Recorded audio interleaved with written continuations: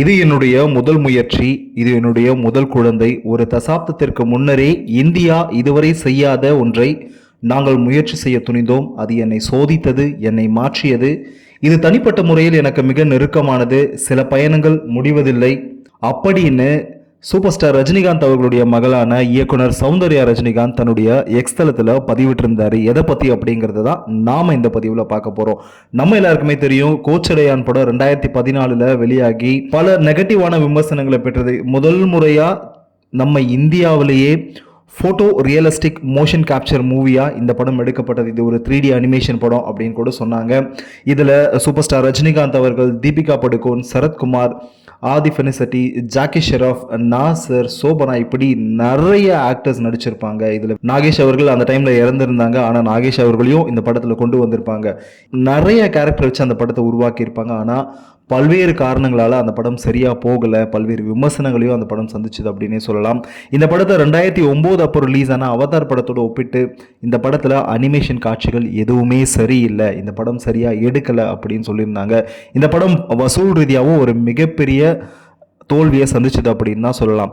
நாம எல்லாருக்குமே தெரியும், KS ரவிக்குமார் அவர்கள் ராணா அப்படின்னு ஒரு படத்துக்கு சூப்பர் ஸ்டாரை நடிக்க வைக்க பூஜையெல்லாம் போடும்பொழுது தான் நம்ம சூப்பர் ஸ்டார் அவர்களுக்கு உடல்நிலை சரியில்லாமல் அவர் சிங்கப்பூர் போய் ட்ரீட்மெண்ட்லாம் எடுத்திருந்தாரு. அதுக்கப்புறமா படமே நடிக்க போகிறதில்ல அப்படின்னு ஒரு முடிவில் இருந்தப்போ தான் இந்த ராணா படத்துடைய அடுத்த ஒரு வேர்ஷனாக கோச்சடையான் அப்படின்னு சூப்பர் ஸ்டார் ரஜினிகாந்த் அவர்களுடைய மகளை இந்த படத்தில் நீங்கள் எஃபர்ட் எதுவும் போட தேவையில்ல, இது ஜஸ்ட் ஒரு மோஷன் கேப்சர் மூவி தான் அப்படின்னு அவரை சம்மதிக்க வச்சு நடிக்க வச்சாங்க.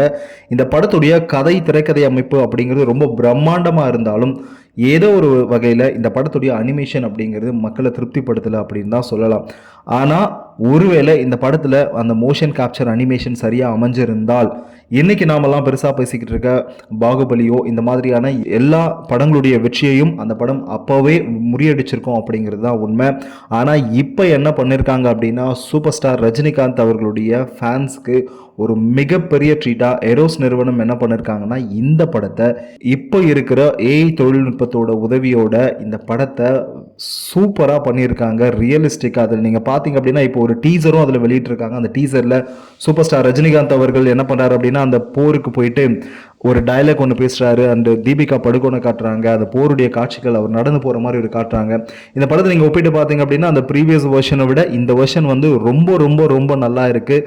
அனிமேஷன் ரசிகர்களுக்கும் சூப்பர் ஸ்டார் ரஜினிகாந்த் அவர்களுடைய ரசிகர்களுக்கும் இது ஒரு மிகப்பெரிய விஷுவல் ட்ரீட்டாக இருக்க போகுது அப்படிங்கிறதுல எந்த விதமான மாற்று கருத்தும் கிடையாது. இந்த டீசரை பார்த்தா உங்களுடைய கருத்துக்களை நம்ம கமெண்ட் செக்ஷனில் கமெண்ட் பண்ணுங்கள். இந்த வீடியோ உங்களுக்கு பிடிச்சிருந்தா லைக் பண்ணுங்கள், ஷேர் பண்ணுங்கள்,